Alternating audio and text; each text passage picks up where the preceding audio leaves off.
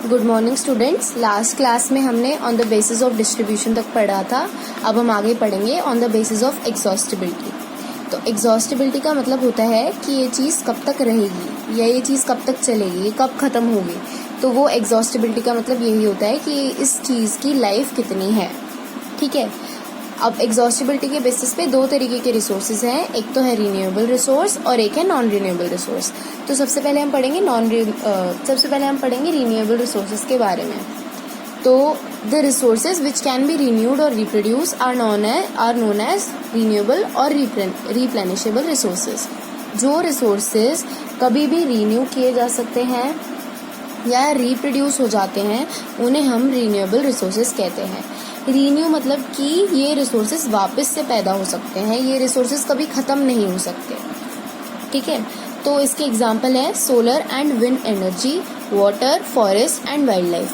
तो जो हमारी सोलर एनर्जी है वो हमें सन से मिलती है, यानी कि जो सनलाइट हमें सन से मिलती है वो सोलर एनर्जी होती है और ये कभी ख़त्म नहीं हो सकती। आगे इन्होंने इसमें यही लिख रखा है कि जो ह्यूमन कंजम्पशन है वो इफ़ेक्ट नहीं करता इसकी टोटल क्वांटिटी को, कि जो अमाउंट है सोलर एनर्जी की वो इतनी ज़्यादा है कि ह्यूमन कंजम्पशन भी इसको इफ़ेक्ट नहीं करता। ठीक है।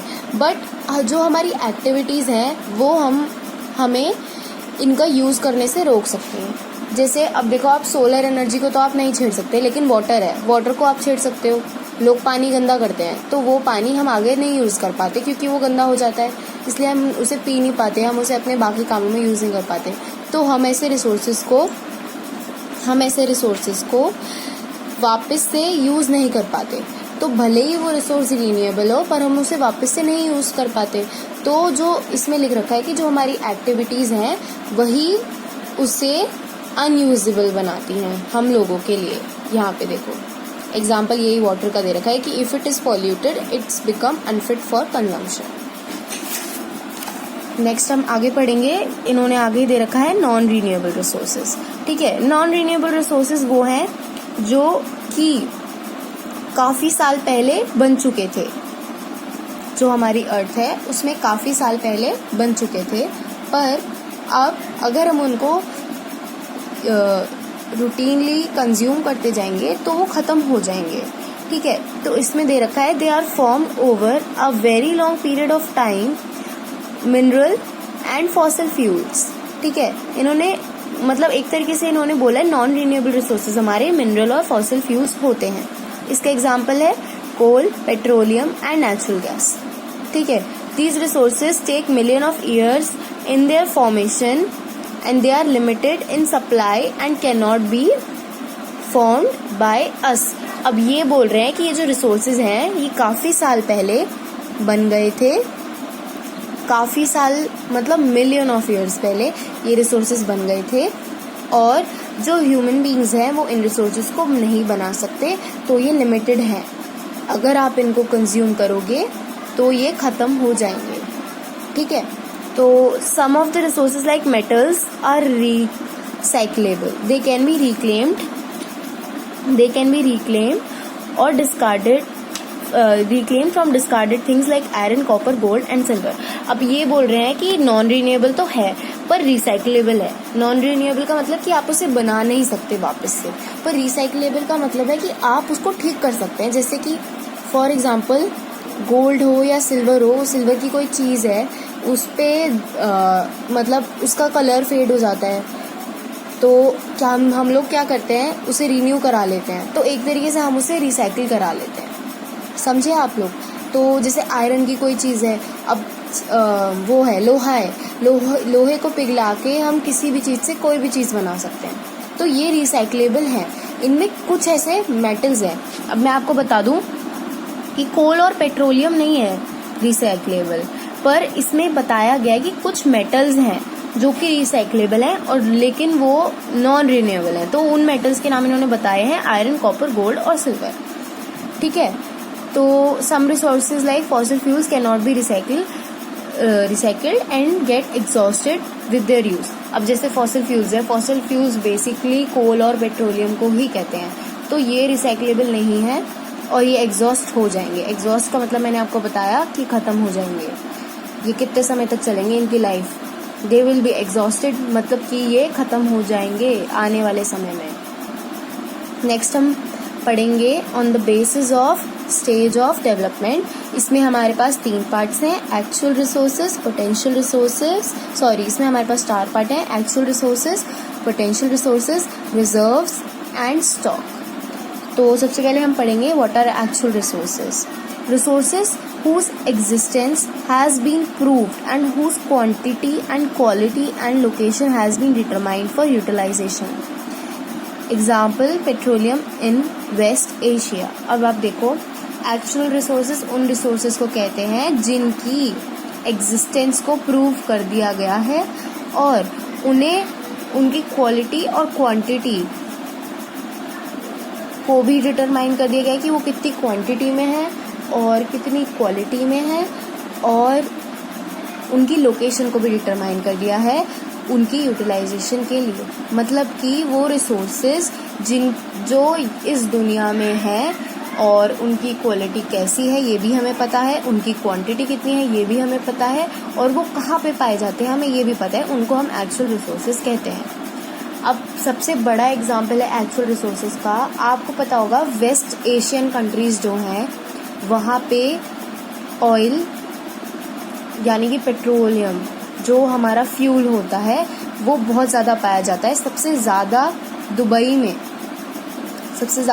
में मिलता है पेट्रोलियम। तो वहाँ की और भी ऐसी कंट्रीज़ हैं जो कि वेस्ट एशिया में ही हैं और वहाँ पे बहुत ज़्यादा फ्यूल और पेट्रोलियम पाया जाता है। तो हम पेट्रोलियम को एक्चुअल रिसोर्स कहेंगे क्योंकि हमें पता है कि ये कहाँ पे पाया जाएगा, इसकी क्वांटिटी कितनी मिल सकती है, इसकी क्वालिटी कितनी अच्छी होगी और इसकी एग्जिस्टेंस तो है ही, क्योंकि हम सबको पता है पेट्रोलियम जैसा कुछ होता है। तो इस सब को ध्यान में रखते हुए हम इनको एक्चुअल रिसोर्सेज कहेंगे। तो आगे है पोटेंशियल रिसोर्सेज। पोटेंशियल रिसोर्सेज वो रिसोर्सेज हैं जो कि एक रीजन में पाए जाते हैं पर उनको यूटिलाइज नहीं किया जा रहा है। मतलब एक तरीके से लोगों को उनका यूटिलाइजेशन पता ही नहीं है कि ये किस लिए यूज़ करें, हम इसका क्या यूज़ हो सकता है, तो हम उसे पोटेंशियल रिसोर्स कहेंगे। इसमें एग्जांपल उन्होंने दे रखा है, यूरेनियम है। यूरेनियम एक टाइप का मेटल होता है जो कि लद्दाख में मिलता है। अब लोगों को ये तो पता है कि ये मेटल है और ये लद्दाख में मिलेगा, पर उनको ये नहीं पता कि हम इससे क्या कर सकते हैं, उनको इसका यूज़ नहीं पता। ठीक है, अब नेक्स्ट इसमें दे रखा है सोलर एनर्जी और विंड एनर्जी। अब जो सोलर एनर्जी है यानी कि हमारी सनलाइट, उसको भी तो हम यूज़ कर सकते हैं, वो कितनी ज़्यादा मात्रा में हमें मिलती है। जिससे अब आप देखोगे समर वो चल रहा है, समर सीजन चल रहा है, तो अब कितनी ज़्यादा सनलाइट आती है, कितनी ज़्यादा धूप निकलती है, पर हम उसको कुछ यूज़ नहीं कर पाते। वो निकलती है, वो चली जाती है, अगले दिन वो फिर निकलती है, तो उसका हमें कोई यूटिलाइजेशन पता नहीं है। तो इस वजह से वो भी एक पोटेंशियल रिसोर्स है हमारे फ्यूचर के लिए कि क्या पता कोई साइंटिस्ट आए वो कुछ निकाल दे कि सोलर एनर्जी से ये भी हो सकता है। सेम ऐसी विंड एनर्जी से। अब इन्होंने आगे बता रखा है कि Rajasthan and Gujarat have enormous potential for the development of solar and wind energy. इन्होंने बता रखा है 2 जगह ऐसी हैं इंडिया में, राजस्थान और गुजरात, जहाँ पे सोलर एनर्जी का बहुत अच्छा अमाउंट आता है और ये जगह पोटेंशियल क्रिएट करती हैं इस एनर्जी को यूज़ करने के लिए। ठीक है, तो अब इन्होंने एक एग्जांपल भी दिया है कि ऐसा नहीं है कि सोलर एनर्जी और विंड एनर्जी की मदद से कुछ भी काम नहीं हो रहा है, पर जो उसका मैक्सिमम यूटिलाइजेशन है हम वहाँ तक नहीं पहुँचे हैं।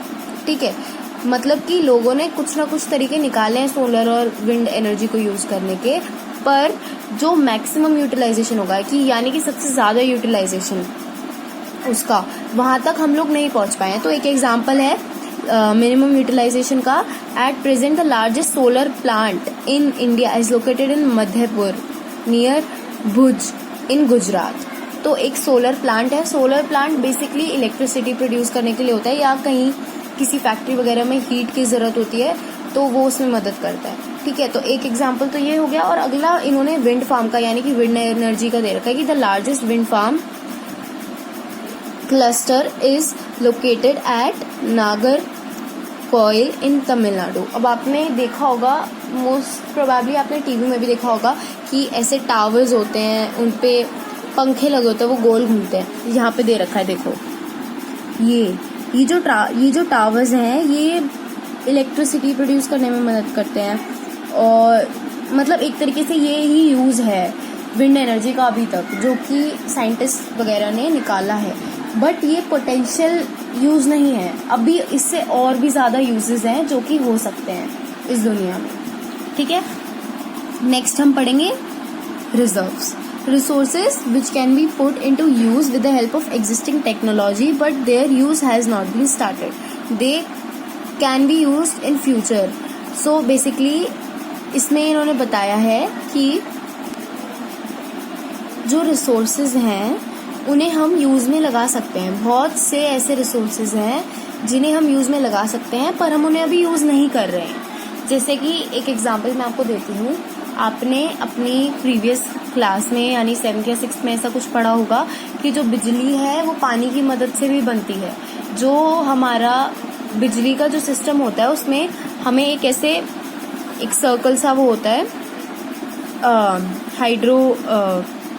हाइड्रो प्लांट होता है बिजली का, उसमें पानी जाता है तो वो जो चक्का होता है वो घूमता है, वो जितनी फास्ट घूमता है उतनी ज़्यादा बिजली प्रोड्यूस होती है। तो एक तरीके से ये लोग बोल रहे हैं कि कुछ ऐसे रिसोर्सेज भी हैं जिनका हम यूज़ नहीं कर रहे हैं। अब हमारे पास देखो वाटर कितना ज़्यादा है, 71% of the earth surface is water, तो हम उसका अच्छे से यूज़ नहीं कर रहे हैं हम पानी का। हमारे पास वो रिसोर्स है और हमें पता भी है कि हम उससे बिजली बना सकते हैं, पर हम फिर भी नहीं बना रहे हैं। इसका मतलब हम उसे रिजर्व के तौर पे रख रहे हैं। रिजर्व वो चीज़ होती है जो कि हम फ्यूचर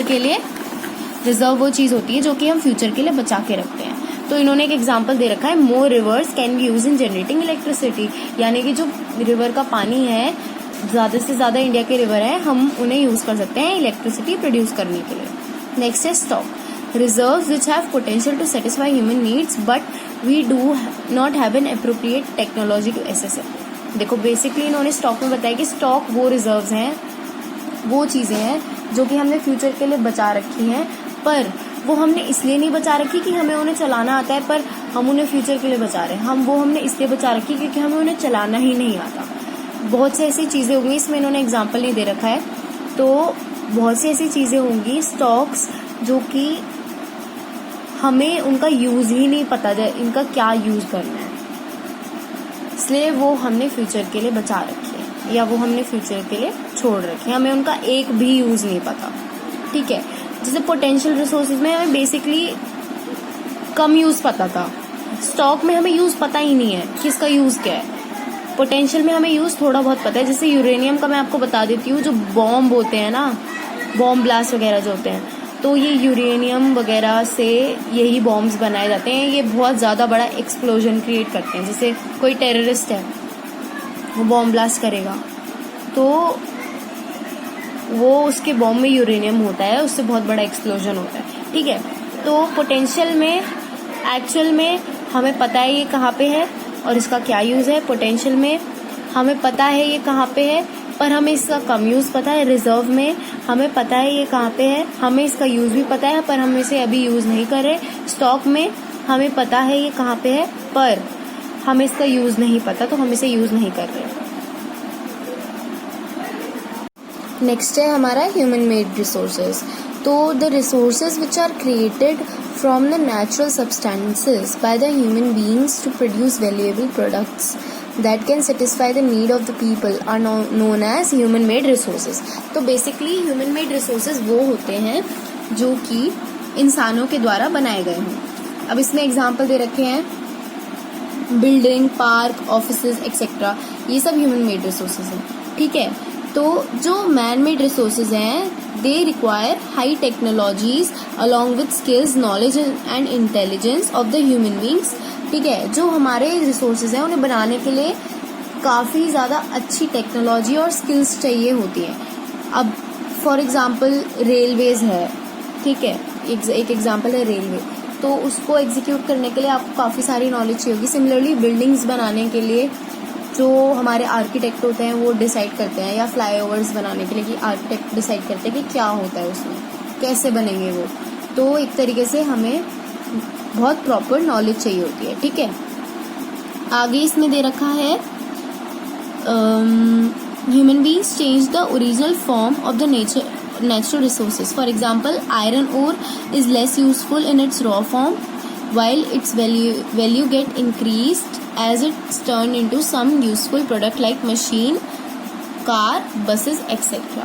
ठीक है, ये बोल रहे हैं अगर हम आयरन ओर ले लें, यानी कि आयरन जो हमारा मेटल है हम उसे देखें तो वो बहुत यूजलेस है एक तरीके से अपनी ओरिजिनल फॉर्म में, जैसे वो भी चूरे की फॉर्म में होता है आई गेस, तो वो उस फॉर्म में बहुत यूजलेस है. पर अगर हम उसे मशीन में कन्वर्ट कर दें या कार में कन्वर्ट कर दें तो वो बहुत ज़्यादा यूजफुल बन जाएगा हमारे लिए. देखो नेक्स्ट है ह्यूमन रिसोर्सेज. तो human resources refers to the number as well as the physical and mental abilities of the people. Human resource हम कहेंगे, वेट फॉर अ सेकेंड,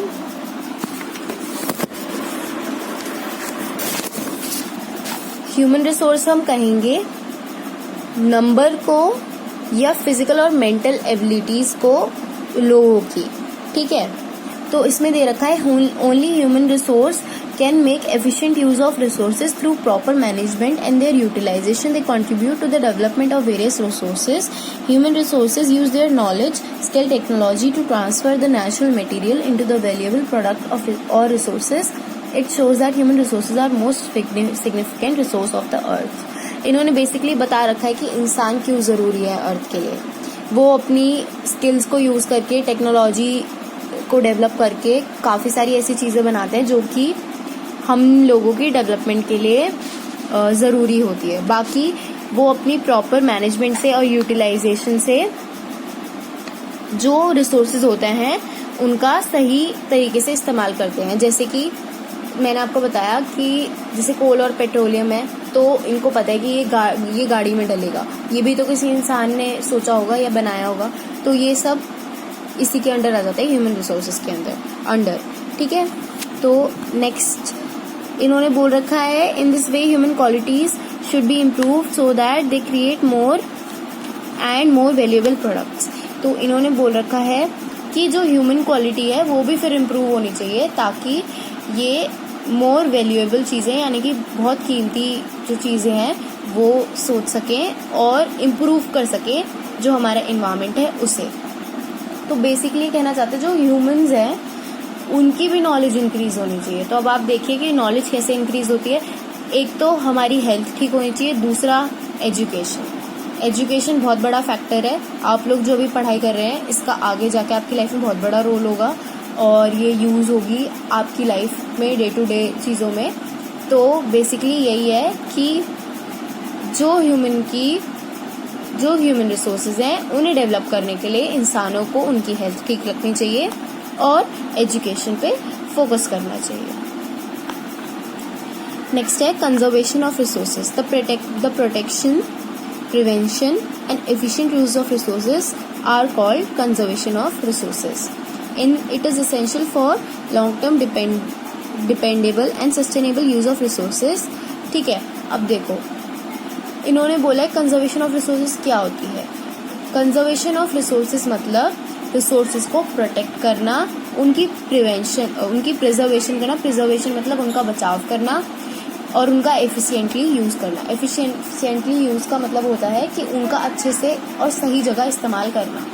ठीक है, रिसोर्सेज को हमें प्रोटेक्ट करना चाहिए. सबसे पहले मैंने आपको पीछे बताया था कि पानी, बहुत सारी फैक्ट्रीज है वो गंदा कर देती हैं.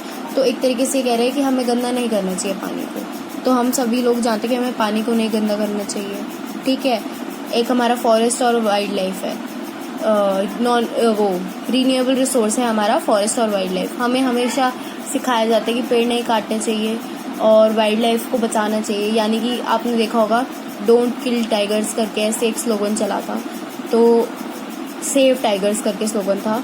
तो हमें टाइगर्स को बचाना चाहिए क्योंकि वो हमारा भले ही रीन्यूएबल रिसोर्स हो पर उनकी क्वांटिटी इफेक्ट होती है और वो हमारे इन्वायरमेंट के लिए अच्छी नहीं होती. उससे हमें ये दिक्कत होती है. तो हमें अपने रिसोर्सेज की कंजर्वेशन करनी चाहिए, उन्हें बचाना चाहिए, उनका सही इस्तेमाल करना चाहिए और किसी गलत काम में उन्हें नहीं यूज़ करना चाहिए. ठीक है, basic principles. With booming population and depleting resources, conservation of available resources is the need of our.